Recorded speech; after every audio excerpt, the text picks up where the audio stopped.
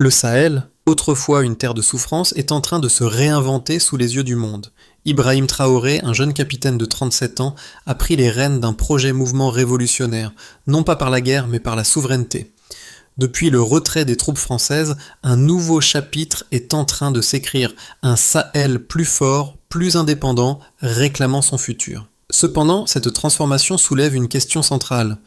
Peut-on réellement construire une économie de sécurité en Afrique sans dépendre de l'Occident? Ibrahim Traoré est au cœur de cette révolution, mais la route vers l'autosuffisance semble semée d'embûches. Dans un Sahel dévasté par des décennies de conflits et d'instabilité, l'émergence d'Ibrahim Traoré représente bien plus qu'un simple changement de leadership. C'est une promesse de renaissance, de souveraineté retrouvée, loin de l'influence des puissances coloniales. Traoré, à la tête du Burkina Faso, incarne cette nouvelle vision d'un Sahel autonome, débarrassé de la dépendance étrangère. Le défi qui se pose à lui et à ses alliés du Mali et du Niger est colossal. Transformer la sécurité régionale en un exemple économique viable tout en faisant face à des menaces internes et externes. Les enjeux sont multiples. Comment créer une force militaire régionale capable de se défendre seule? Comment réussir à redéfinir les relations économiques avec l'Occident et les anciennes puissances coloniales? Plus qu'une simple alliance militaire, l'objectif est de bâtir une économie de défense capable d'assurer l'indépendance.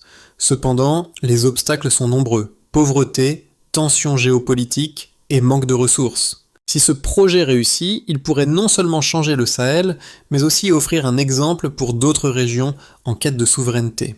Le Sahel, longtemps marqué par des conflits incessants et une dépendance extérieure, se trouve aujourd'hui à un tournant décisif. Ibrahim Traoré, le jeune capitaine du Burkina Faso, est devenu une figure emblématique de ce changement radical. En 2023, la région a assisté à une série d'événements marquants. La France a officiellement retiré ses troupes après plus de 6 décennies de présence et la création de l'Alliance des États du Sahel AES, a été annoncée par le Mali, le Burkina Faso et le Niger.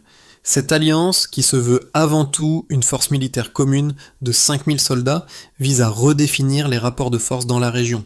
Mais ce pacte qui dépasse le cadre militaire cherche également à instaurer une souveraineté économique. Le projet AES, d'un projet ampleur inédite, prévoit un investissement colossal de 12 milliards de dollars sur une décennie. Ce financement, destiné à renforcer l'infrastructure militaire, mais aussi à développer des capacités de production locale dans le domaine de la défense, pourrait transformer la région. Les partenaires stratégiques, comme la Russie et le Maroc, apportent leur soutien, offrant des équipements et des formations pour garantir l'autosuffisance militaire et économique. Néanmoins, le chemin vers l'indépendance reste semé d'embûches. Les pays du Sahel se trouvent déjà fragilisés par des années de guerre et de pauvreté, doivent maintenant relever un défi de taille. Réussir à construire une économie locale robuste tout en consolidant une défense commune. La question demeure. Un tel projet peut-il réussir dans un contexte aussi difficile, où la stabilité politique reste fragile et où les menaces terroristes continuent de déstabiliser la région? Le projet AES pourrait bien devenir le modèle de l'Afrique souveraine, mais la route est encore longue et incertaine. Ibrahim Traoré, âgé de seulement 37 ans, incarne un espoir de renouveau pour le Sahel. Ancien militaire, il a su capitaliser sur son expérience et son charisme pour fédérer une large partie de la population autour de son projet de souveraineté. Depuis sa prise de pouvoir, Traoré s'est attaqué aux problèmes structurels de la région avec une vision audacieuse. Transformer la sécurité en une économie autonome et renforcer l'indépendance vis-à-vis des anciennes puissances coloniales. Son leadership a immédiatement marqué un tournant, en particulier avec la demande historique de départ des troupes françaises du Burkina Faso en janvier 2023. Cette décision, symbolique et politique, a révélé le désir profond de la population de se réapproprier leur destin. Le retrait des troupes françaises a ouvert la voie à la mise en place d'une force militaire régionale, l'Alliance des États du Sahel AES, qui a pour ambition de créer une défense commune pour le Mali, le Burkina Faso et le Niger. Traoré jouait un rôle clé dans cette alliance, non seulement en tant que leader militaire, mais aussi en tant que catalyseur d'une vision économique et diplomatique partagée. Le projet AES, financé par des investissements nationaux et étrangers, pourrait transformer la région, mais il nécessite une coordination sans faille entre les nations impliquées. Traoré, conscient des défis politiques et économiques, doit maintenant convaincre ses alliés internes et internationaux que cette ambition peut se concrétiser. La dynamique qu'il a su instaurer pourrait bien être le moteur d'une Afrique plus souveraine, mais cela dépendra largement de sa capacité à naviguer à travers les complexités géopolitiques de la région. Le Sahel, longtemps une terre de conflits incessants et de dépendance, connaît un tournant historique. Depuis le retrait des troupes françaises en janvier 2023, la région a entamé une transformation profonde, symbolisée par le leadership de Ibrahim Traoré. Cette évolution ne se limite pas à un simple changement militaire, mais marque le début d'un projet ambitieux de reconstruction régionale. Après des décennies de présence étrangère, la volonté des nations du Sahel, notamment le Mali, le Burkina Faso et le Niger, de se prendre en main est désormais plus qu'une simple aspiration. Le point culminant de cette nouvelle dynamique a été l'annonce de la création de l'Alliance des États du Sahel, AES, une initiative qui va bien au-delà d'une simple coopération militaire. L'objectif de l'AES est clair: créer une force militaire régionale de 5000 soldats capable de protéger la région des menaces internes et externes sans dépendre de forces extérieures. Cette alliance, certes militaire, s'inscrit dans un projet plus large, celui de renforcer la souveraineté économique de la région. L'AES ne veut pas seulement protéger la région, mais aussi transformer ses infrastructures militaires en un levier économique. Cette vision a été renforcée par la signature d'un pacte stratégique avec des partenaires non occidentaux comme la Russie et le Maroc, qui ont promis de soutenir la région par des équipements militaires, des formations et des investissements dans les infrastructures. Les prévisions indiquent que ce projet AES pourrait nécessiter un investissement de 12 milliards de dollars sur 10 ans pour mettre en place une infrastructure de défense solide tout en créant une économie de sécurité locale. Cette initiative vise à rompre avec la dépendance historique du Sahel envers l'Occident, tout en réorientant les dépenses militaires vers des secteurs de croissance tels que la technologie, l'agriculture et l'industrie de la défense. Cependant, l'ampleur de ce projet soulève de nombreuses questions. Peut-on réellement bâtir une telle infrastructure dans une région marquée par la pauvreté et les conflits incessants ?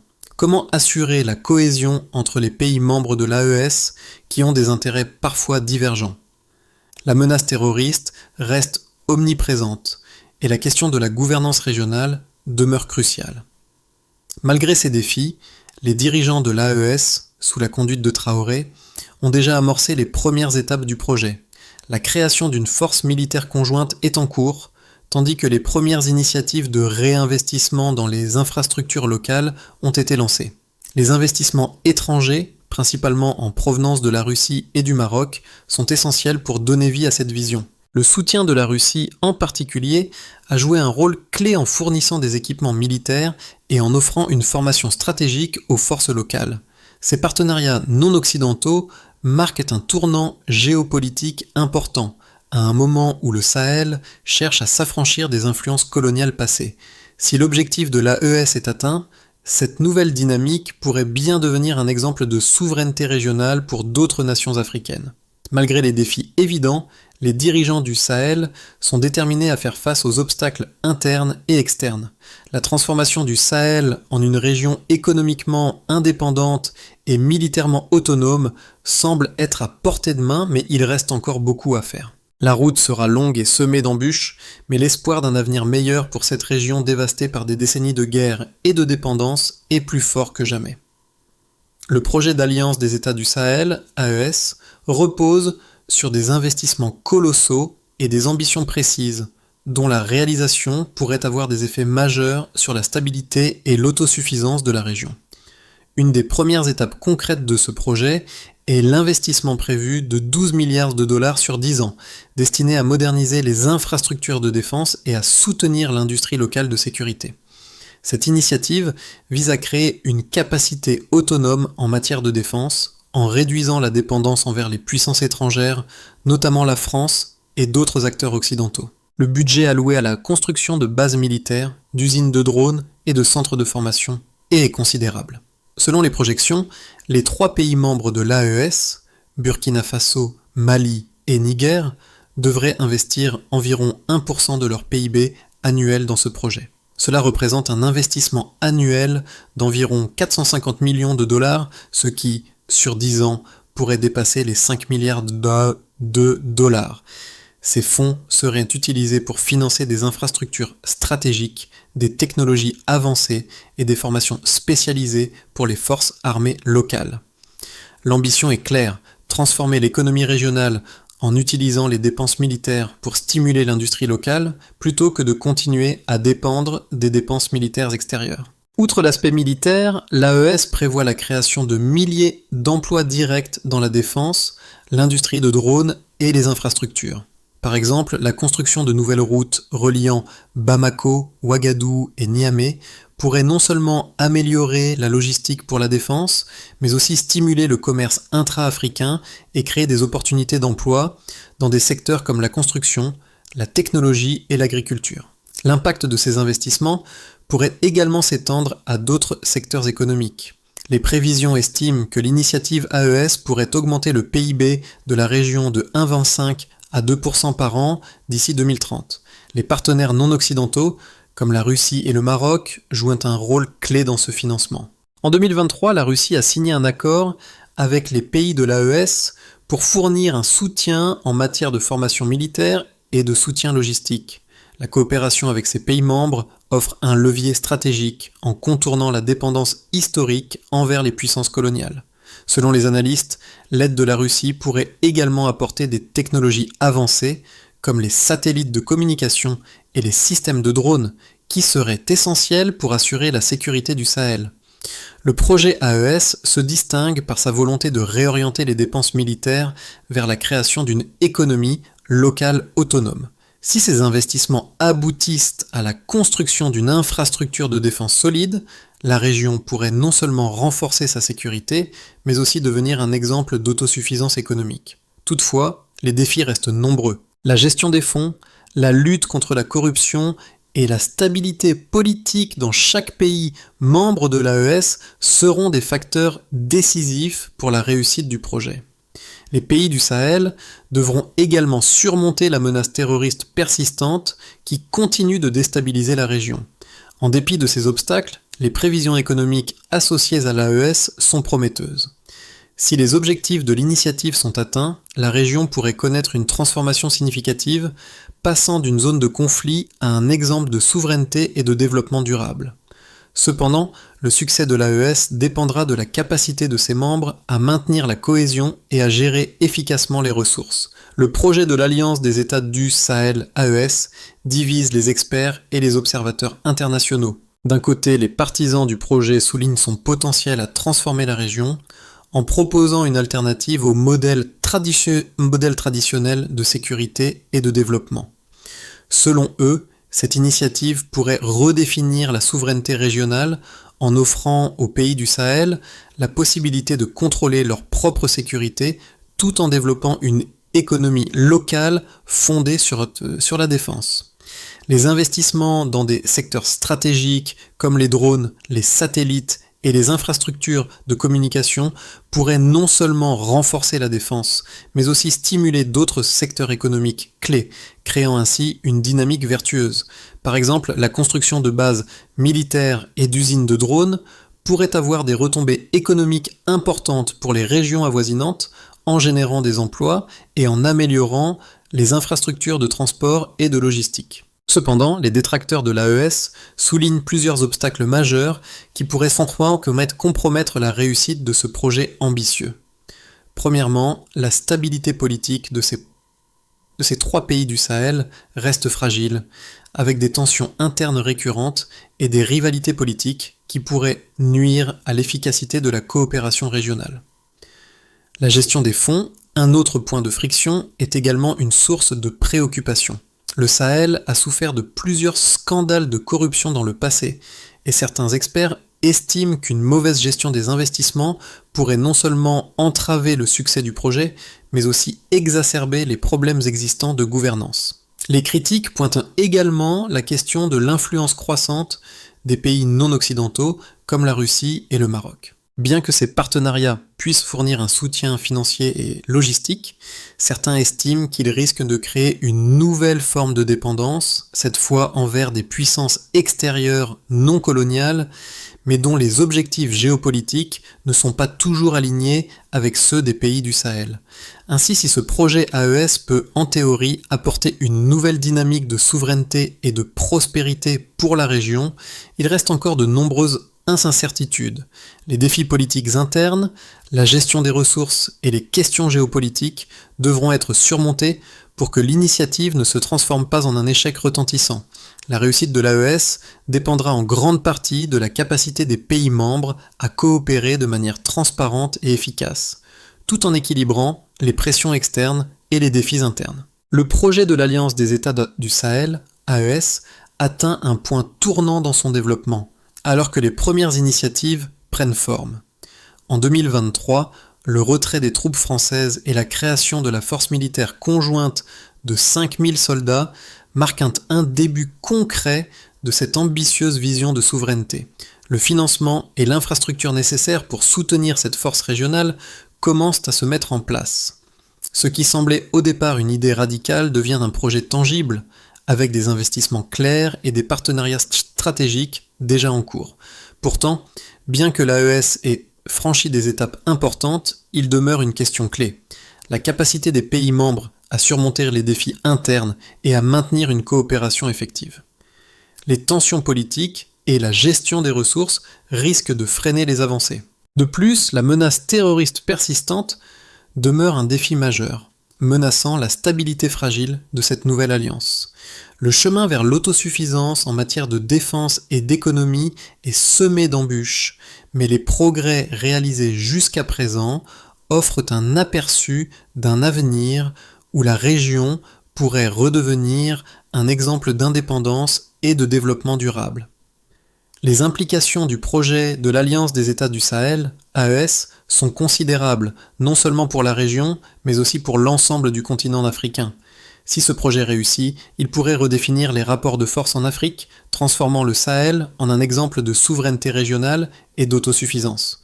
Les 4 grands axes du projet, la sécurité, l'économie, l'industrie de la défense et l'indépendance géopolitique, s'entrelacent pour créer un cercle vertueux. D'un côté, l'Alliance cherche à garantir la stabilité militaire dans la région, un aspect crucial pour le développement de toute société. De l'autre, l'investissement dans l'industrie de défense et les infrastructures militaires pourrait offrir des retombées économiques majeures. Les pays du Sahel se trouvent qui ont longtemps souffert de conflits incessants et de dépendance à l'aide internationale, sont désormais engagés dans une voie risquée mais potentiellement transformative. Par exemple, la création de milliers d'emplois dans la défense, la construction d'usines de drones, de bases militaires et de centres de formation pour les forces armées représente un tournant dans la structuration de l'économie.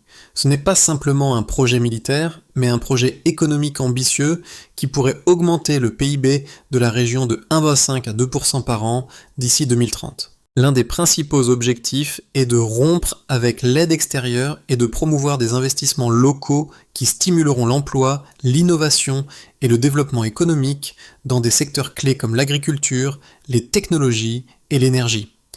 Cependant, les défis sont multiples. La menace terroriste continue de déstabiliser la région et les tensions internes entre les pays membres de l'AES risquent de compromettre la coopération nécessaire.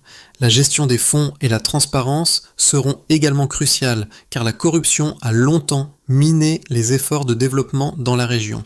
Les pays du Sahel devront également surmonter leurs divergences politiques pour faire de l'AES un exemple cohérent et opérationnel. Si les membres de l'Alliance parviennent à éviter ces pièges et à travailler ensemble, les retombées économiques de l'AES pourraient surpasser les attentes. Au-delà de l'aspect militaire et économique, l'AES représente un symbole de résistance aux anciennes puissances coloniales. Le retrait des troupes françaises et la recherche de partenariats avec des pays non occidentaux, comme la Russie et le Maroc, témoignent d'une volonté de redéfinir les relations internationales du Sahel. L'initiative offre ainsi une nouvelle perspective géopolitique. celle d'un Sahel qui s'affranchit des influences étrangères pour construire un avenir basé sur ses propres ressources. Mais cela soulève une question. Si ce modèle réussit, sera-t-il exportable à d'autres régions du continent, voire dans le reste du monde ? Les défis sont nombreux, mais les premiers succès pourraient bien être un point de départ pour une transformation régionale radicale. Si la vision d'Ibrahim Traoré et de ses alliés se concrétise, l'AES pourrait devenir un exemple de gouvernance et de développement pour d'autres régions du monde en quête de souveraineté et de croissance autonome. Alors que l'Alliance des États du Sahel, AES, commence à se mettre en place, plusieurs scénarios possibles émergent pour les 6 à 12 mois à venir. Le succès ou l'échec de ce projet dépendra en grande partie de la capacité des pays membres à surmonter les défis internes et à maintenir une coopération solide. Voici 3 scénarios qui pourraient se dessiner dans les mois à venir. Scénario de base. Dans ce scénario, l'AES parvient à poser les premières pierres de son projet, mais de manière graduelle et incertaine. Les pays membres réussissent à mettre en place les bases de la force militaire conjointe et quelques investissements dans les infrastructures commencent à se concrétiser. Cependant, la coopération reste fragile, avec des tensions internes et des obstacles logistiques qui ralentissent les progrès. Les menaces terroristes persistent, mais la force de défense régionale commence à jouer un rôle clé dans la sécurisation de la zone. L'influence extérieure de pays comme la Russie et le Maroc est visible, mais pas encore totalement intégrée dans les dynamiques locales. L'AES commence à démontrer qu'une défense régionale autonome est possible, mais l'autosuffisance économique est encore loin d'être atteinte. Ce scénario montre une progression modérée, mais les défis restent nombreux. Scénario optimiste. Dans un scénario plus favorable, l'AES dépasse les attentes initiales et devient un exemple de souveraineté pour la région.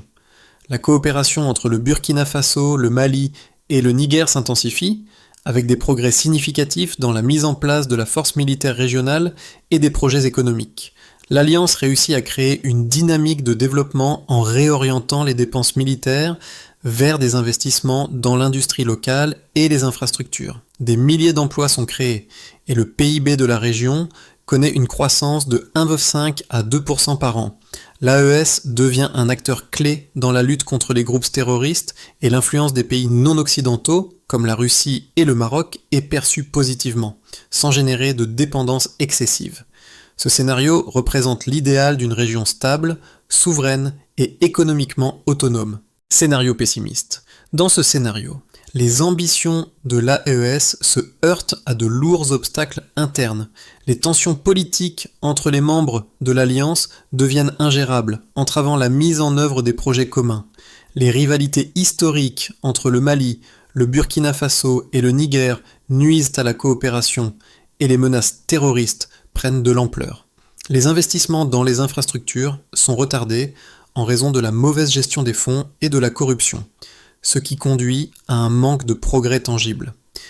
L'Alliance se trouve alors dans une position précaire, avec des pays membres de plus en plus dépendants de l'aide extérieure. Ce scénario pourrait faire échouer ce projet AES, entraînant un retour à la dépendance vis-à-vis des puissances coloniales ou des acteurs extérieurs. Ces 3 scénarios montrent la complexité du projet AES et les incertitudes qui l'entourent, si la situation reste fluide.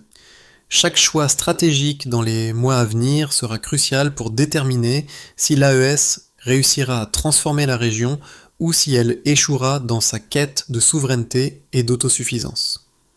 L'Alliance des États du Sahel, AES, n'est pas seulement une initiative militaire et économique pour ses membres, elle représente également un changement profond qui pourrait influencer l'ensemble du continent africain.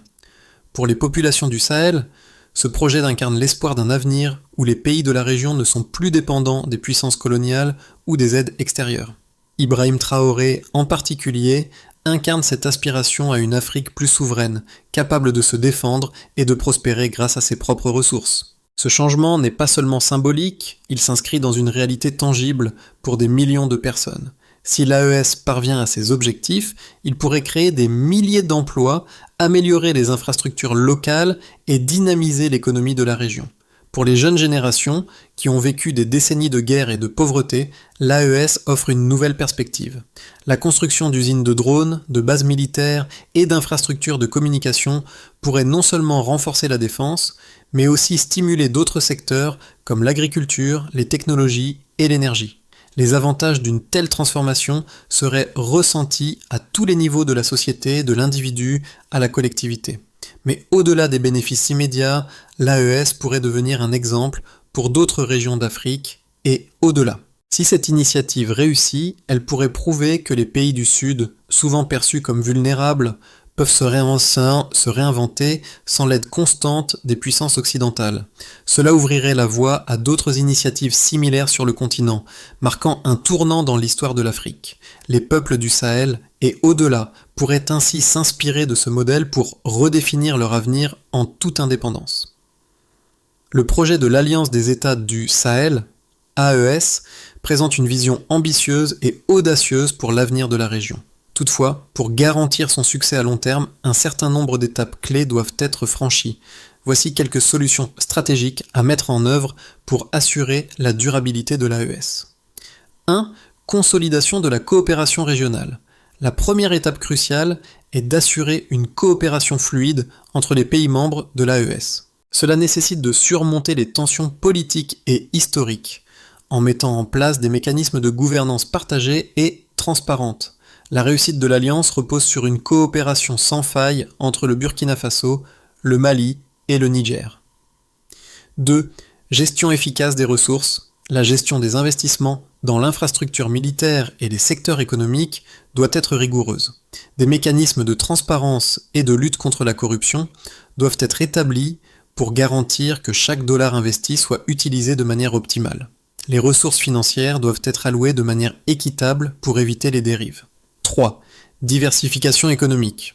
Bien que le secteur de la défense soit central pour l'AES, il est impératif de diversifier les investissements pour créer une économie robuste. Cela pourrait inclure des investissements dans les infrastructures civiles, l'agriculture durable et les technologies, afin de renforcer l'autosuffisance économique du Sahel et d'éviter une trop grande dépendance vis-à-vis des industries militaires. 4. Soutien international stratégique.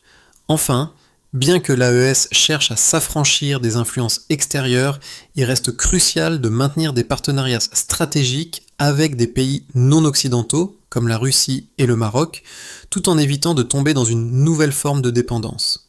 Ces étapes représentent un plan d'action global pour garantir que l'AES ne soit pas simplement une ambition, mais une réalité concrète et durable. Alors que l'Alliance des États du Sahel, AES, avance sur le chemin de l'autosuffisance, un élément clé de cette transformation est la figure d'Ibrahim Traoré. Ce jeune capitaine, devenu symbole de souveraineté pour la région, porte sur ses épaules non seulement le fardeau de son peuple, mais aussi l'espoir d'un avenir plus indépendant pour tout le Sahel. La vision de Traoré, de bâtir un Sahel fort et autonome, résonne profondément dans le cœur des jeunes générations qui ont longtemps souffert des conflits et des ingérences extérieures. Ce projet ambitieux, bien que semé d'embûches, est désormais une réalité tangible. À travers chaque étape, chaque investissement et chaque accord signé, l'AES s'efforce de répondre aux attentes d'un projet de population avide de changement. Le parcours d'Ibrahim Traoré et de ses alliés pourrait, s'il réussit, marquer le début d'un projet de nouvelle ère pour le Sahel. Une ère où la région n'est plus une terre de souffrance et de dépendance, mais un exemple de souveraineté et de prospérité durable. Ce changement radical est porté par l'espoir d'un avenir meilleur, un avenir forgé par ceux qui ont osé rêver d'un Sahel indépendant. Le Sahel, à l'aube de cette nouvelle ère de souveraineté, n'est plus seulement un terrain de conflit et de pauvreté. Il est désormais un symbole d'espoir. Une terre où les rêves d'autosuffisance et d'indépendance se concrétisent grâce à des leaders comme Ibrahim Traoré. Mais cette transformation ne peut se faire sans l'engagement de chaque acteur, à la fois au niveau national et international. Les pays du Sahel ont pris un tournant décisif, mais la route reste encore longue. Pour les observateurs internationaux, c'est un moment clé de l'histoire de l'Afrique. Les pays du Sahel montrent qu'ils sont prêts à prendre leur destin en main. Mais il revient à chacun de nous de suivre de près cette évolution, d'apprendre de cette dynamique régionale et de soutenir cette quête pour une Afrique plus souveraine. Le Sahel pourrait bien être le modèle du changement que d'autres régions du monde cherchent à imiter. Alors qu'attendons-nous pour être témoins de cette transformation et en tirer les leçons pour un avenir plus solidaire et indépendant ?